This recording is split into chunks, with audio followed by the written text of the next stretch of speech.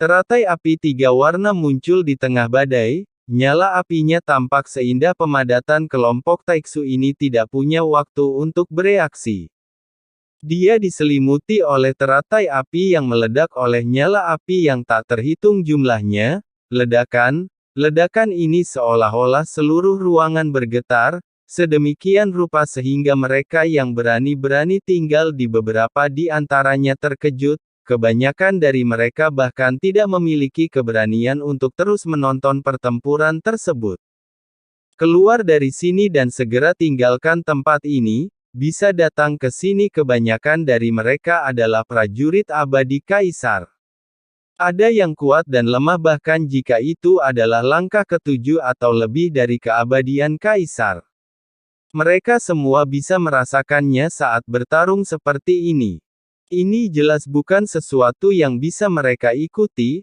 Tidak seorang pun ingin terpengaruh. Jika Anda kehilangan nyawa Anda di sini, semuanya sia-sia pada akhirnya. Datang ke sini melalui budidaya. Tidak banyak pria yang gegabah. Kebanyakan dari mereka berhati-hati. Jika tidak, mustahil untuk menerobos dan mencapai alam keabadian. Nyala api yang cemerlang menyapu dengan liar, seolah ingin membakar seluruh keberadaan menjadi abu. Sosok Xiaoyan tidak berhenti sampai di sini. Sebaliknya, melangkahlah ke depan dengan telapak kaki Anda dengan tegas, bergegas ke dalam kobaran api yang dahsyat. Armor Dewa Kekosongan yang mereka miliki jelas ada peningkatan lebih kuat dari sebelumnya. Jangan biarkan mereka punya kesempatan untuk bernapas. Segera dalam kobaran api terdengar jeritan melengking. Xiaoyan menghancurkan armor dewa virtual pada mereka. Dan kemudian di mata yang menakutkan ini penguasa Bahuang Xuanzong memukul kepala dan dada mereka dengan keras. Xiaoyan mengangkat tangannya, lautan api yang tak berujung menyelimuti sekeliling. Memurnikan tubuh yang rusak menjadi abu. Hanya jiwa mereka. Xiaoyan langsung mengumpulkannya ke dalam bendera penekan jiwa. Di samping itu salah satu yang terkuat setelah Xiaoyan melukainya dengan parah. Hal itu tidak serta-merta dihilangkan, sebaliknya, dia meraih kepala orang ini dengan tangannya. Meluncurkan teknik pencarian jiwa. Kekuatan jiwa Xiaoyan yang kuat langsung menyelimuti matanya dan menutupinya dengan darah. Xiaoyan menggunakan telapak tangannya untuk meraih lehernya dan menggantungkan tubuhnya di udara. Terlihat sangat menyedihkan, lukanya serius, tubuhnya terluka parah, sebagian besar dada dan tulang rusuk yang terlihat dengan mata telanjang cekung. Untuk Taiksu, serangan Xiaoyan bisa digambarkan sebagai serangan yang sengit dan mendominasi. Daripada musuh lainnya, Xiaoyan jarang memiliki emosi yang kuat. Tapi mereka berbeda, mereka terlalu lemah. Taiksu lah yang menginvasi Sensi. Xiaoyan tidak perlu menahan diri, apalagi saya khawatir sekelompok orang ini datang hanya untuk menemukannya. Mungkinkah karena aku memeriksa ramuan beracun yang dipercayakan oleh 6, apakah lokasi saya telah terekspos? Sudah jelas sebelum mengeluarkannya dari batu giok saya menggunakan kekuatan jiwa saya untuk menjelajah. Tidak ada tanda jiwa yang ditemukan, tapi tidak mungkin orang-orang Taiksu ini datang ke sini tanpa alasan. Xiaoyan berkata dengan keraguan di dalam hatinya. Dia akan mulai mencari jiwa Taiksu yang sedang dicekik olehnya.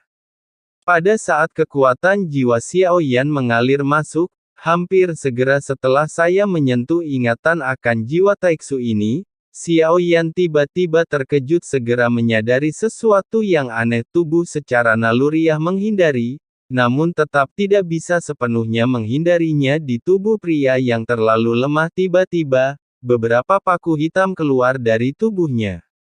Menembus tubuh Xiaoyan. Meski Xiaoyan bereaksi sangat cepat, tubuhnya masih tertusuk beberapa lubang berdarah. Dan daging dan darah yang ditusuk. Ada racun hitam yang menyebar dengan cepat, yang membuat Xiaoyan semakin sedikit untuk bereaksi. Tubuhnya yang sembuh dengan cepat dan racun dibawa ke dalamnya. Xiaoyan tidak menyangka bahwa dia akan dirugikan oleh orang ini. Entah racun ini parah atau tidak untuk Xiaoyan, kekuatan racun apapun akan diperkuat beberapa kali lipat. Ini sangat beracun di tubuhnya. Xiao Yan membalikkan telapak tangannya segera mengeluarkan beberapa pil pemecah racun Tianling, dimasukkan ke dalam mulut. Efek obat yang kuat segera meleleh di tubuh Xiao Yan, tahan racun yang menyerang tubuh Xiao Yan. Tapi saat Xiao Yan khawatir, tiba-tiba pil racun yang selalu ada di dantiannya ada reaksi yang aneh, terus berputar di tubuh Xiao Yan. Tiba-tiba racun hitam berpindah dari meridian dalam tubuh menuju dantian. Lalu racun hitam di tubuh Xiao Yan, semua pil racun di dantian terserap. Apakah ramuan ini masih memiliki efek seperti ini? Xiao Yan sangat senang. Dia tidak menyangka pil racun yang dikondensasi Choumen menjadi racun Ning Yao, dan efeknya sungguh ajaib. Ini juga dapat membantu detoksifikasi Xiao Yan. Setelah racunnya dihilangkan, Xiao Yan menatap tajam sosok Taiksu di depannya. Meski wajah yang terakhir berlumuran darah, namun tidak ada rasa takut di matanya. Gambarkan 8 penguasa misterius yang sunyi. Lalu dia memukul sosok Taiksu lagi. Potong langsung, seolah-olah ada duri tajam yang tumbuh di tubuhnya. Kali ini Xiao Yan menjaga jarak tertentu, berencana untuk mencari jiwanya dari jauh. Sungguh sekelompok orang yang menjijikkan. Kemunculan Taiksu masih mempengaruhi mood Xiao Yan sampai batas tertentu. Itu sebabnya aku ditentang oleh orang ini. Saat jiwa Xiao Yan menyerbu masuk, jiwanya tiba-tiba menegang seolah ditangkap oleh kekuatan yang dahsyat.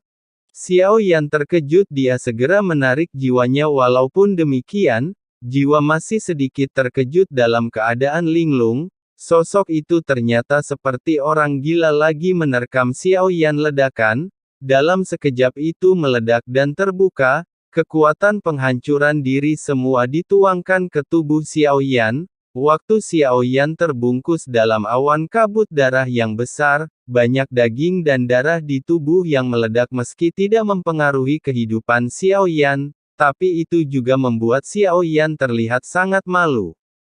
Siapa kamu? Kabut darah yang meledak ini sebenarnya secara bertahap mengembun dan terbentuk di udara. Berubah menjadi sosok berdarah terlihat sedikit buram, namun tetap memancarkan aura yang kuat. Xiao Yan memuntahkan seteguk busa darah, melihat sosok berdarah di depanku. Meski ada kejutan di matanya tapi tidak menjawab. Jika tebakanku benar, kamu adalah Jiuba. Tepat ketika Xiao Yan masih memikirkan asal-usul sosok berdarah di depannya, dia tiba-tiba berbicara dan berkata. Xiao Yan terkejut tapi tanggapi dengan cepat. Tidak ada yang aneh pada wajahnya. Sosok Xiao Yan tiba-tiba mundur ke belakang. Untuk sosok berdarah ini dia tidak menjawab karena tidak perlu bertanya. Dapat disimpulkan, ini mengubah sosok berdarah kemungkinan besar. 6. Raja pertama dunia Taiksu Suqiantai. Mau lari. Sosok berdarah itu mendengus dingin. Begitu tubuhnya bergerak, dia bergegas menuju Xiao Yan.